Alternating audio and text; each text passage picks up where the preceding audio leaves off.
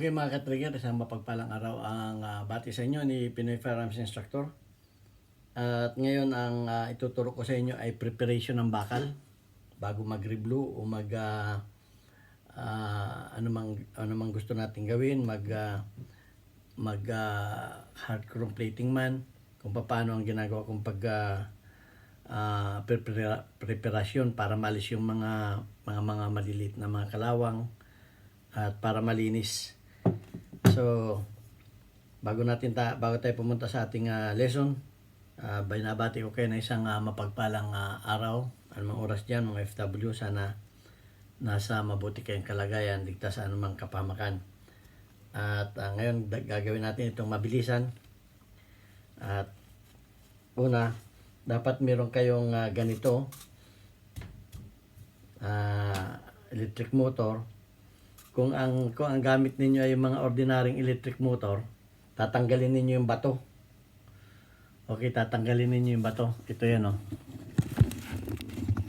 Tatanggalin ninyo yung nakakabit na grinding stone. Tatanggalin ninyo. Okay? Saglit lang. Yan, tatanggalin ninyo. At kukuha kayo ng liha, mag-umpisa kayo sa magaspang, okay? At ilalagay lang ninyo ganyan, babalot lang ninyo doon sa kanyang ihi sa shop,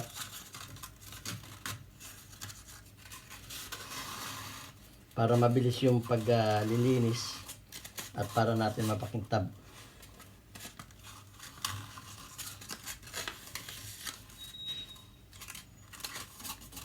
Kailangan pantay.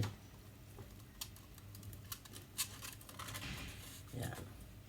Tapos tatalian lang natin ng goma. Galing ito sa interior ng sasakyan. Goma ng gulong.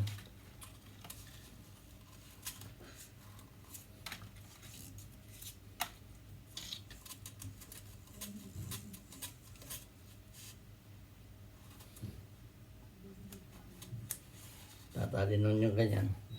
Pagkatapos ay ganito lang gagawin ninyo.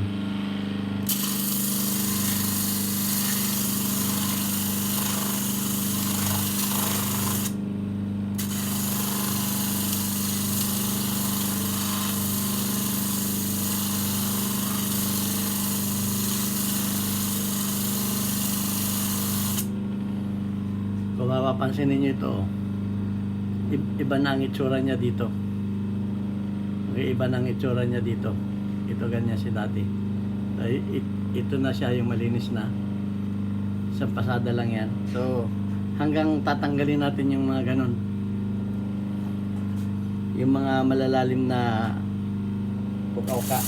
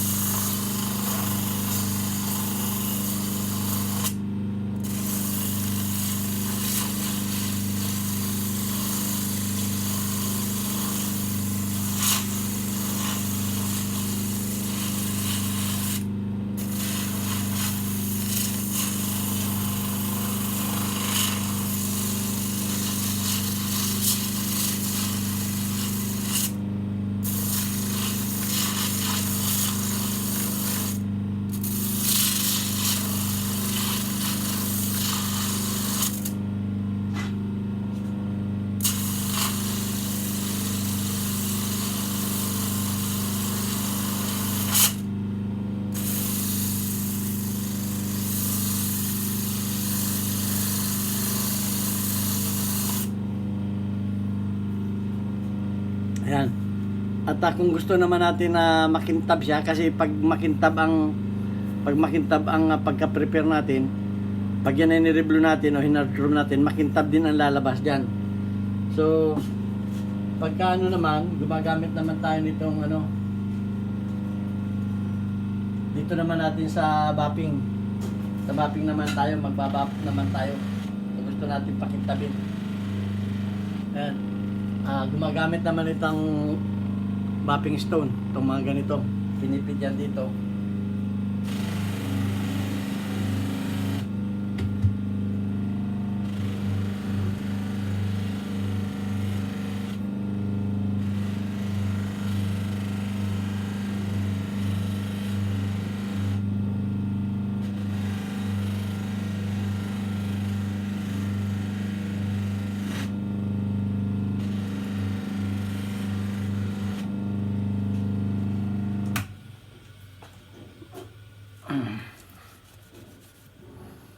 Yan ang pagpapakintab naman yan. Ayan o, parang nagiging salamin na o. Yan, nagiging salamin na yan. O. Yan ay ano pa lang, isang pasada, saglit na pasada pa lang yan. So ganun lang ang pagpapakintab ng ano, para kasi pinapakita ko lang sa inyo itong technique na to para madali kayong maglinis ng mga bakal. Gaganyanin lang ninyo.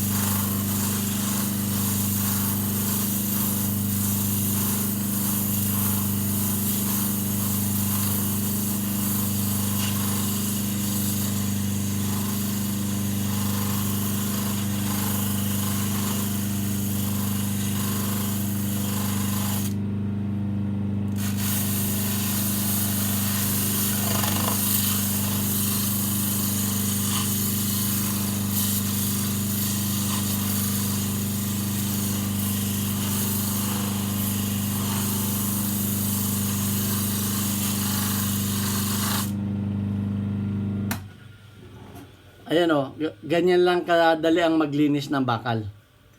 Okay? At kung mga malalalim naman yung kalawang, gumagawa ko ng ganito. Karton lang ito, karton. Karton ito na binilog ko. Tapos ay pinagdikit-dikit ko lang ng rugby hanggang sa lumapad. Pagkatapos ay irarugby ko yung itong liha. Kung mapapansin niyo magaspang ito, pantanggal ito ng mga malalalim. Yung mga malalalim na ano. Inilalagay ko din ito dito, binabalak ko rin yan diyan. Ano, iniipit yan ito. Iniipit nito yan. So ganyan ang ginagawa kong ano. At may mga ganito rin ako. Yan ito, pantanggal ito ng mga malalalim na ano. Yung mga malalalim na kinain ng kalawang. Pero pagka ano naman yung mga maliliit lang ang tama, ito lang ang ginagamit ko. Hanggang sa magpapalit ako ng mapino, 600, 1,000, pagka ano na, pagkatapos titirahin ko dito sa bapping, ibabap ko siya. Pag siya ay makintab na, ito isang pasada ko pa lang pero parang salamin na oh. Isang ano pa lang yan hindi pa yan ano. Kumbaga hindi pa siya napapasada ng mga 2 o 3 beses pero makintab na siya. So ganun ang ginagawa kong paglilinis ng bakal. Tinuro ko lang sa inyo ang technique. Okay? Para malaman din nyo at matutunan din ninyo kung paano ang madaling paglilinis ng bakal. Kasi hindi kayo magkakameron ng result na magandang pagre-reblow o magandang pagkukrom kung hindi maganda ang inyong preparasyon. Ang technique ng magandang result ng pag-reblow or pag hard chrome o ano man ang finish niya, gagawin man ninyo yung hot blowing, cold blowing o slow rust blowing. Ang technique po talaga dyan ay yung preparasyon, yung paglilinis ng bakal. Pag hindi tinamad kayo at hindi ninyo nilinis ng mabuti ang inyong bakal, ganun din ang makukuha ninyong result. So ayan, para mabigyan lang kayo ng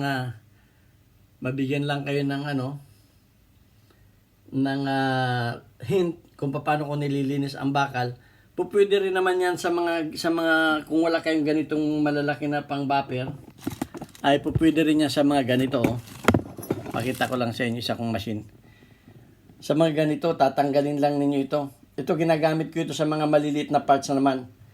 Sa mga trigger guard, yung mga parts na maliliit, ito lang ang ginagamit ko. Itong nito, tatanggalin ko siya. Doon ko lang ibabalot yung sa mga tornilyo. Yan, doon ko yung ginagamit. So, ayan, importante yung malaman lang ninyo yung technique. Pag nakuha na ninyo yung technique, so matatry na ninyo. Kasi kung hindi ninyo alam ang technique, kala ninyo nililiha lang. Pag nilihan ninyo yan, ang tagal yan, isang araw yan, hindi pa ninyo makukuha yung ganitong linis. Samantalang ito, minuto lang na linis na ninyo. So ganun lang talaga ang ang pag-gunsmith. Dapat matutunan ninyo yung technique. At yan naman ay itinuturo ko na ng libre sa inyo. At para magkameron kayo ng idea. Ang importante, alam niyo yung idea, alam niyo yung technique.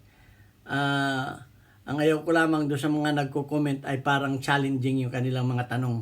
Huwag ninyo ako i-challenge kasi ang gusto ko talaga ay yung mga tanong ninyo ay para kayo matuto, hindi yung i-challenge ninyo ako. May nagtatanong na pwede mo bang i-explain yung tracer bullet doon sa armored piercing bullet. Yung mga challenging question yan inaano tayo kung may mga tanong, kung may alam talaga tayo. Hindi yun ang puntos ko sa aking YouTube channel. Ang aking YouTube channel ay para magtanong kayo dahil hindi ninyo alam, o para makatuto kayo, hindi ninyo ako i-challenge kasi ako hindi naman ako nakikipagmagalingan, hindi ako nakiki-challenge. At kung kayo magko-comment, please, kung kayo magko-comment, please lang doon lang kayo magbase sa sa topic lang. Huwag kayong lalabas sa ibang topic. Huwag yung halimbawa ang topic ko ay condition 1, ipipilot ninyo yung condition 2. Hindi ganoon. Doon lang kayo mag-stick doon sa topic ko, ano man yung topic ko. Sa susunod na mga videos ko, hindi ako mag-entertain ng mga challenging question, pero pipilitin ko rin sagutin yung mga tanong ninyo kung talagang gusto ninyong malaman. Okay, ito ang inyong Pinoy Firearms Instructor. At muli, nabigyan ko kayo ng tips kung paano ang mabilis ang paglilinis ng mga bakal kung kayo ay magre-reblow. O nga pala, yung gusto matuto ng slow rust blowing, may Facebook page si Wallace Habis sa Facebook. Ninyo nandun yung kanyang mga at makakabili kayo ng ORG, slow rust blowing chemical, na kung saan ay matututo kayo kung paano ang pag-slow rust blowing. Yan ay malapit-lapit ang procedure niyan sa pag-salt blowing. Okay, dahil ang salt blowing napakahirap kumuha ng mga chemical, pero yung ORG, slow rust blowing, medyo matagal nga lang ang proseso kasi ninyo ng overnight para maano yung chemical. Pero yan ay magandang steps, at ang importante talaga kung kayo mag-umpisa yung paglilinis, alam niyo kung paano niyo lilinisin yung mga bakal. So ayan, binigay ko lang sa inyo example. Kayo na ang bahalang mag-practice. Testingin ninyo kung maliit lamang yung inyong yung wala kayong ganito kalaki, pwede na yung mga maliliit ninyo na grinder, tanggalan ninyo ng grinding stone, balutan ninyo ng liha. Okay, mag-umpisa sa magaspang hanggang papino ng papino. At yun, matututo na rin kayo. Hangad ko talaga sa mga Pilipino na matuto ng gunsmithing, para hindi na kayo naghanap ng mga gunsmith at mga DIY na madadaling dahil mahirap talagang umanap ng mga marurunong sa atin. Meron mga marurunong ay hindi naman nagtuturo. So ito ang inyong Pinoy Firearms Instructor. Mag-iwan sa inyo ng katagang God bless us all. Thank you very much. At mag-comment lang kayo, magtanong kayo kung anong gusto ninyong malaman. Basta wag lang ninyo ako i-challenge. Maraming salamat po. Thank you very much.